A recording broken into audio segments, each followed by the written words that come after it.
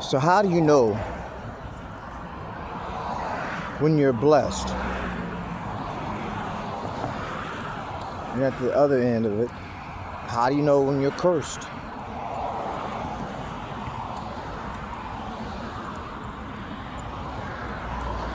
Isn't it ironic that curses could come like blessings in disguise? Or blessings can come like curses in disguise?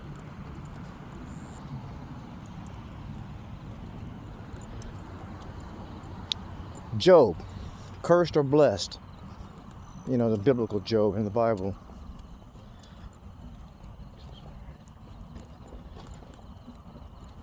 Jesus, cursed or blessed?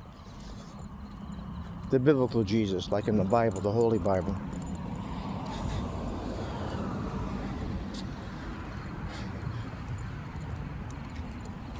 Maybe this is too heavy right now.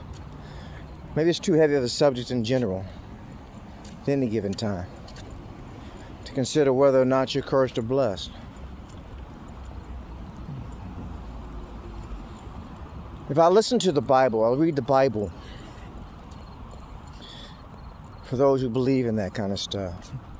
It would seem many times God's people could come off as though they're cursed. And they'd very much indeed be cursed in many ways.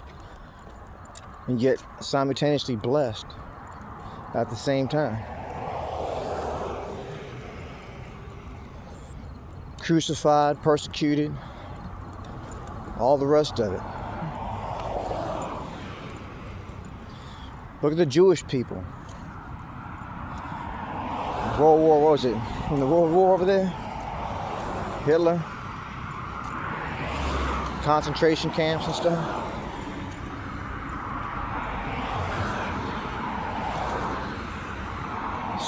Modern day age persecution of people that are considered to be God's people.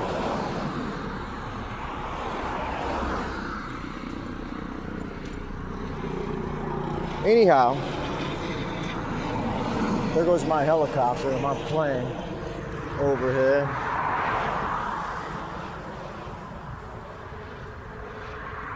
That's military issue looking right there.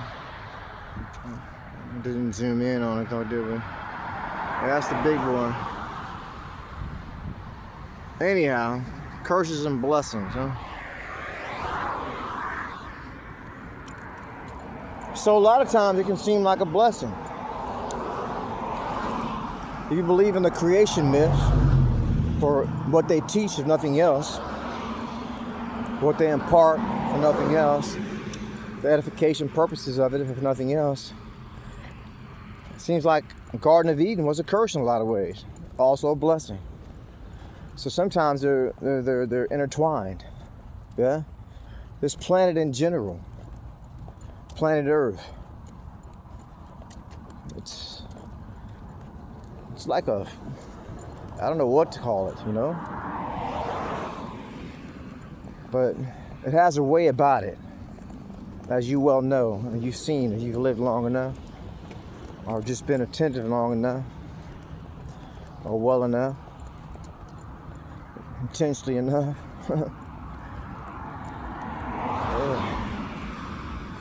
The same thing that can bless you can also curse you. And the same thing that can curse you can also bless you. Take food, for instance. That's how the whole thing started in the Garden of Eden, ironically enough. With food and nudity. And sex. We're still going on about these today. Gluttony is one of the 7 sins. Sloth. But if you don't rest and get your black ass some rest, you're going to know about it. Too much rest, you're going to know about it again. Sedentary lifestyle. Eat the wrong kind of things. Too many, too much of it. Or the right kind of things even.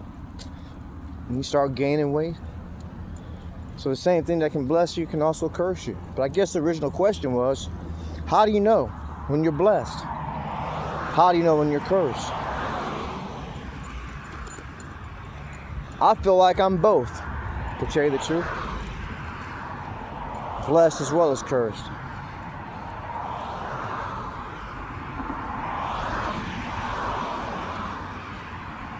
How do you feel? Man, it's Saturday night.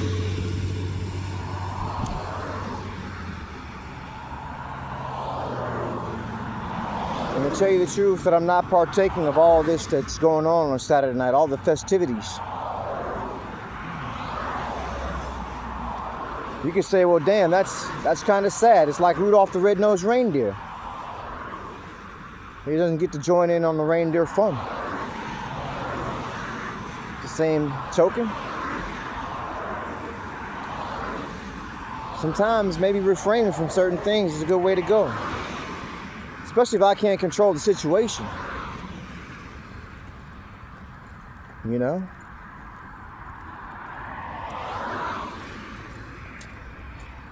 And that's a whole nother can of worms. Being able to control the situations that you're in. Like, let's say there's a party. My uncle went to a party. He went to a club. My Uncle Jimmy went to a club out in East St. Louis, Illinois. And one thing led to another, and the report was that he was flirting with some girl, and it turns out this was either somebody else's girl, or the other person wanted to be his girl, or whatever the case happened to be, you know. And he got shot and killed, shot and murdered, because he was in a situation just trying to enjoy and partake of the festivities, just doing what a man does, but he couldn't really control it that much. Not that you can control anything really to